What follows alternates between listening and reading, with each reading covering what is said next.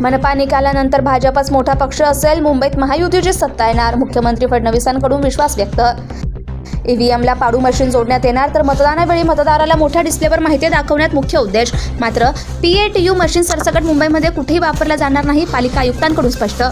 5 वाजेपर्यंत घरोघरी प्रचार करता येणार, ही प्रथा कुठून आली? ईव्हीएमला जोडणाऱ्या मशीनची माहिती का दिली नाही? हा नियम विधानसभा लोकसभेत का आणला नाही? राज ठाकरेंचा सवाल. मशीनला दोष देणं ही ठाकरे बंधूंची पराभवाची तयारी, बावनकुळे यांची टीका. तर लोकांची भेट घेणं हे नियमातच, बावनकुळेंकडून स्पष्ट.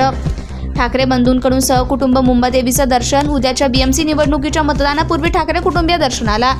राजकीय नटसम्राट मंदिरांमध्ये वनवन फिरतोय. आशिष शेलार यांची ठाकरे बंधूंच्या मुंबादेवी दर्शनावर टीका. सिंचन घोटाळ्याच्या फाईल कोर्टात उघडल्या तर अजित पवारांवरच कारवाई होईल.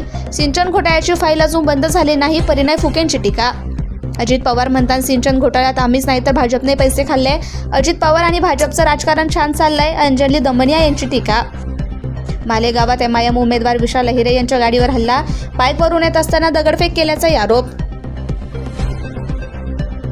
सोनं 1,500 तर चांदी 16,000 महागली. सोन्याचे दर GST सह 1,46,000 तोळा, तर चांदी 2,90,000 पर्यंत.